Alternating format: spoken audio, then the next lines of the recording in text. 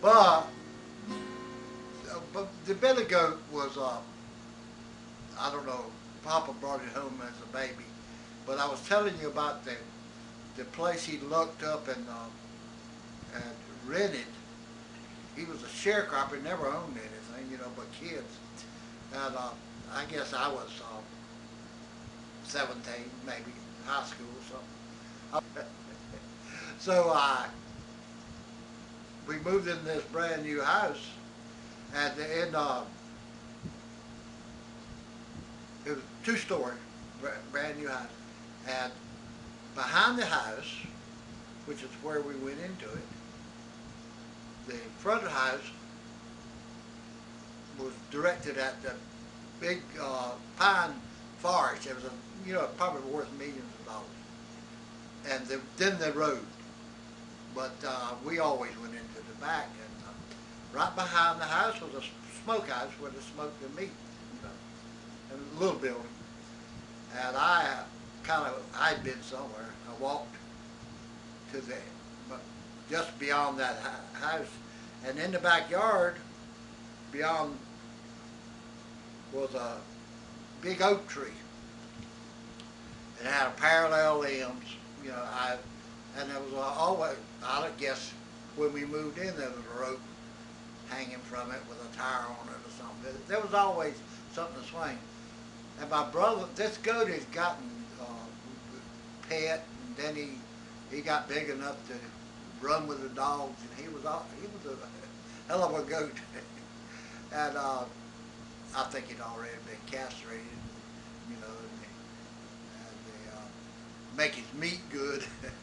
But my brother Ray was 2.5 years younger than I am or something, and he still had to go to church. Mama wanted him to be a preacher, and they'd already turned me loose. I didn't have to ask if I'd go anywhere. Didn't have to go to church with them, and I was doing a lot less things than Ray thought I was. I had girls come see me on Sunday morning instead of me going to church, and Ray was taking this all in, and he was, well, I don't blame him for being jealous, and as I think of it now, because I didn't care then.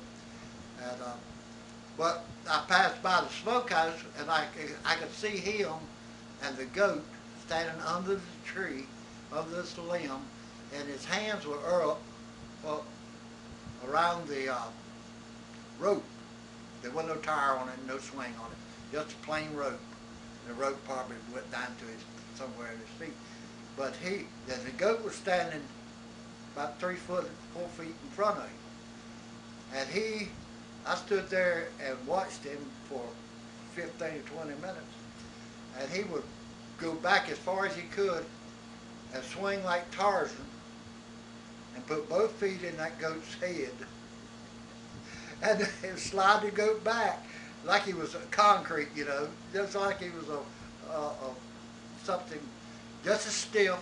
And the goat would, when Ray would try to get up and start again, pull himself up, the goat would walk back up to where he was. And in 20 minutes, he had a little trail where his hooves had made tracks in the ground, He just walked right back up to that spot where he wanted to be. And they play like this for, 20 minutes or something. And I went there and asked him what he was doing. He says, it keeps me from killing myself. I didn't pay no attention to that. I was young and horny. Ray's problem was Ray's problem. And the poor boy was trying, and he was trying so hard to be good and make Mama happy. But we kind of considered the goat his. And that was his pet. Yeah. Well, what was the Uncle Jack's wife's name? What was her name? Aunt Marie. Aunt Marie. And they came to dinner in the Cadillac. Oh, right? You want me to tell about the Cadillac? Yeah. Well, I'll start with the Uncle Jack was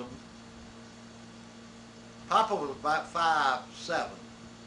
Uncle Jack was 6'5", and Uncle Ed, the three boys, was probably 5'9". And Uncle Jack's wife was a teeny thing that could sing like a nightingale or whatever, what sings good.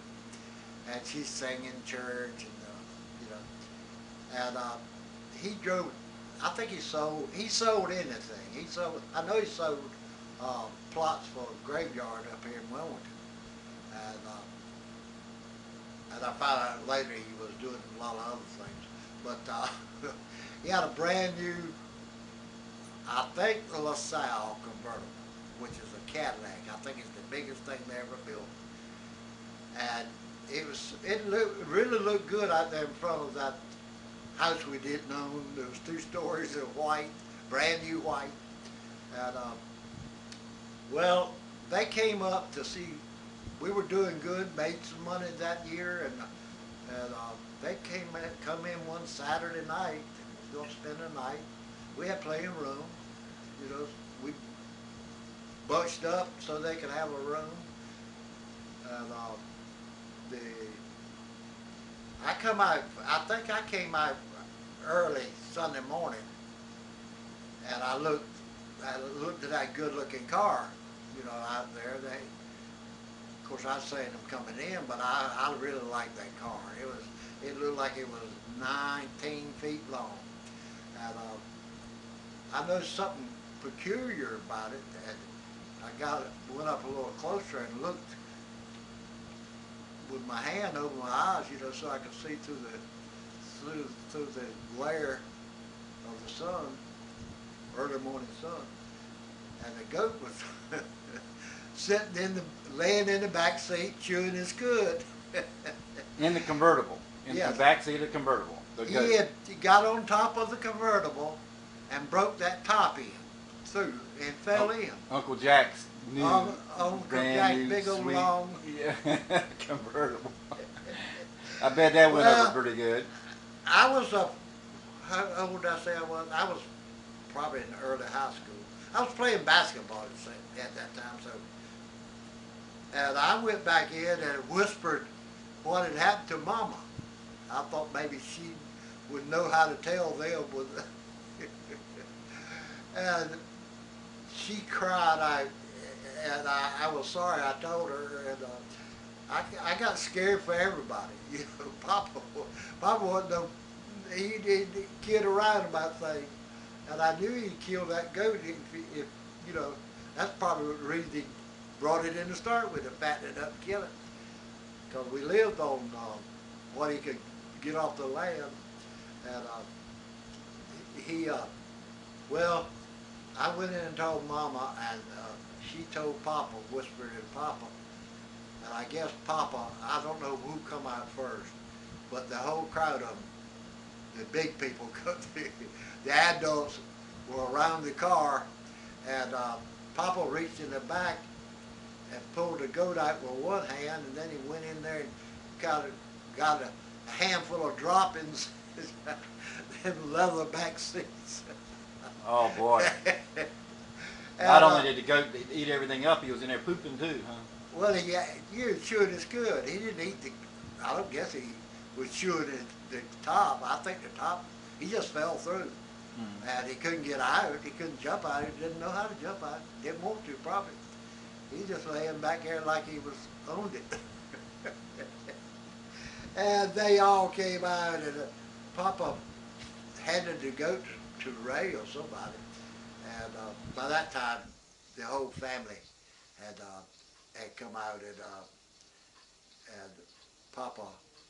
But right after that, somehow Uncle Jack was mad, and he got in the car and went out the driveway, and the old top was flopping in the wind.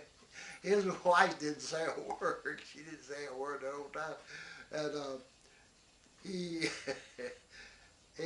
I was so scared, I don't think I thought it was funny. I was scared Papa would kill all of us, could blame us for it, but he didn't.